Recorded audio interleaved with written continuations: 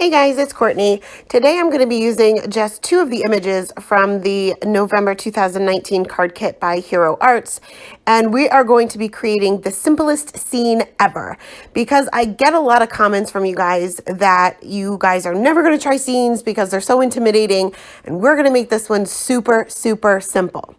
So I am starting off with my T-square ruler and a pencil, and I'm just creating some guides for myself. These are going to be erased later, but this will guide me where I need to stamp my images. So I'm going to stamp this large Christmas tree from the stamp set, and I'm just going to mask out the bottom portion. I've already stamped this and I already cut this mask, but then Frankie jumped on the desk and stepped in my ink and then onto my card panel. So I did have to start over.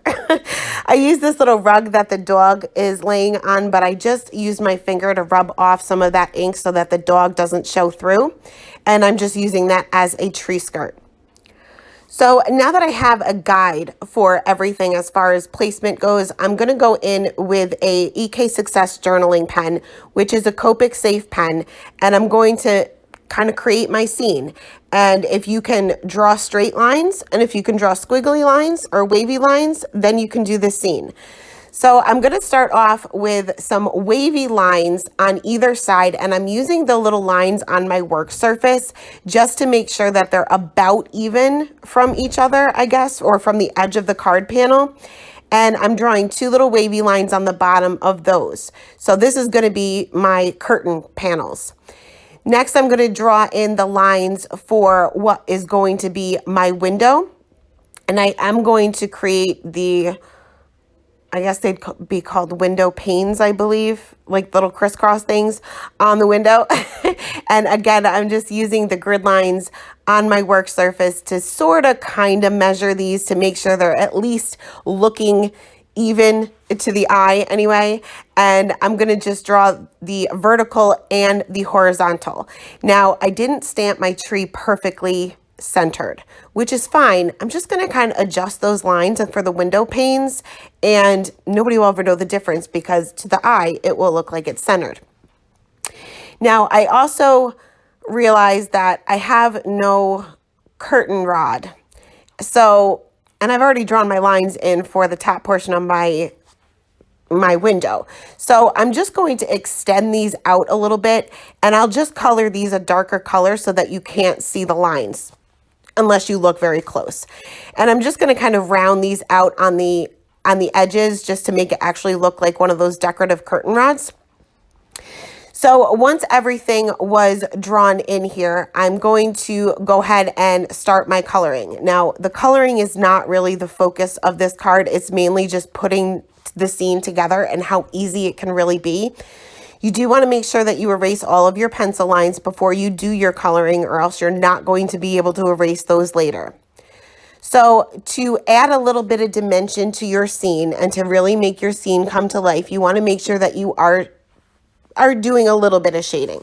So I'm going to use some warm grays for my floor, and I'm going to concentrate my darkest area of the floor being the furthest back from us. So basically where my floor is meeting the wall is going to be my W5, and then I'm blending that out with the W3, and then I'll move on to the W1 and fill in the remaining portion of my floor. So the closer it is, the lighter it will appear. And when you're filling in a large area like this, you just want to make sure that your strokes are going all in the same direction. And you may want to turn your marker, because even though your marker is not dry, the nib will be as you're coloring this large area. So just flip it to the other side and you should be good to go. For the wall, I'm going to want this to appear white. So I'm just going to do a little bit of shading with my C3, my C1, and my C00. I'm also adding the same shading to the little crisscross things on the window, and basically where they come together or where they would be behind that curtain would have a little bit of shading. If you don't have anything real light, you could always use a colorless blender to kind of get rid of those flick lines so that you have a more seamless blend from that C1 to the white paper. They both pretty much work the same.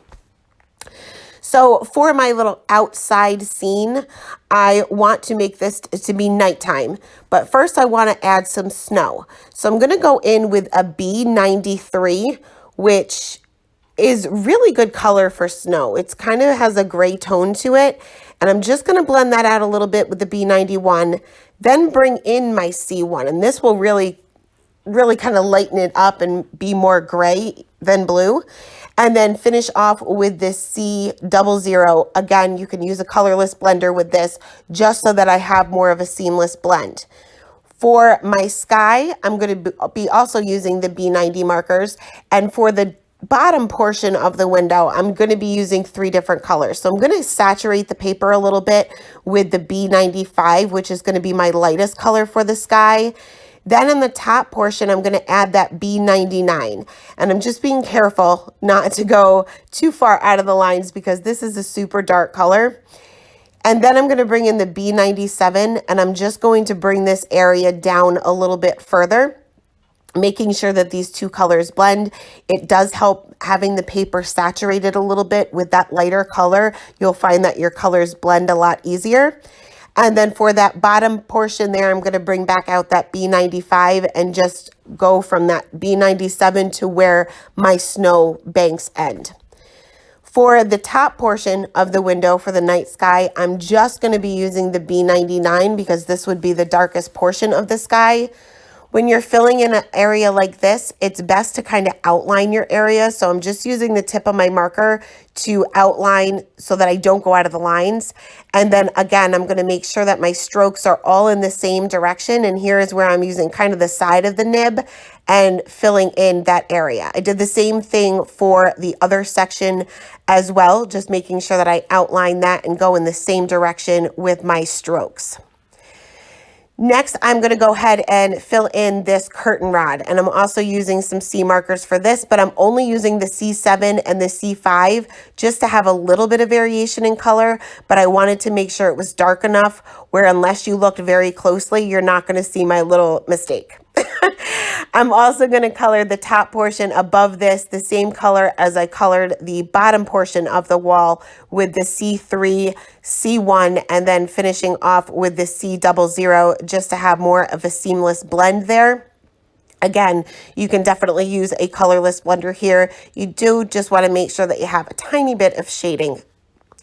So next I'm going to move on to the curtains, and I'm going to bring in some E20 markers.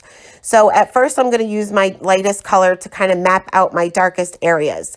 To give these a little shape, I'm creating kind of like a triangle, I guess you could say, on the bottom portion there. And this is basically where that wavy line goes in or goes up here.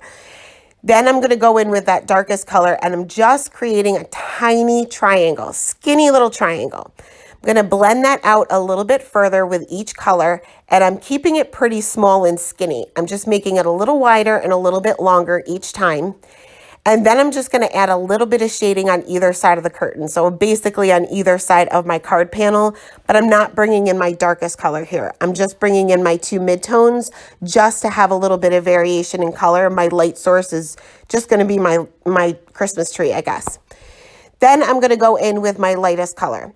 And here I'm not doing perfect blending at this point. I just want to get this area filled in, basically to see if I need to add anything else, because this is such a large area and I want there to be some texture and some shape to it. To get an idea of what else I need to do, I need to have the whole thing at least colored. Maybe not perfectly blended, but colored. So I went in with that E21, filled those areas in, and decided it did need a little bit something more.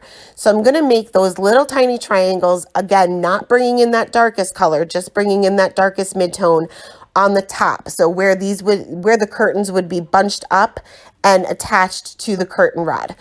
Extending that out with the lightest midtone, and here is where I can go back in with that E21 and fill in the entire area, making sure that everything blends together this time.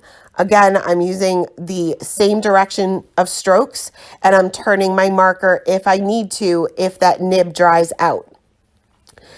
So next, and now that that was done, I'm going to go ahead and color in the tree. And I colored this pretty much the same way as I did the other two times I colored this tree for the other two cards that I created using the My Monthly Hero kit. So if you watch those two videos and you don't want to see this again, go ahead and skip ahead. But I am going right in with my darkest color, and the little squiggly lines that are within the image, I'm just using those to add some shading. So this is basically where the branches come together and they overlap. So I'm just adding shading wherever I feel like it. There's really no rhyme or reason to it. And to be honest with you, you can't mess it up. No matter what you do, you can't mess this up.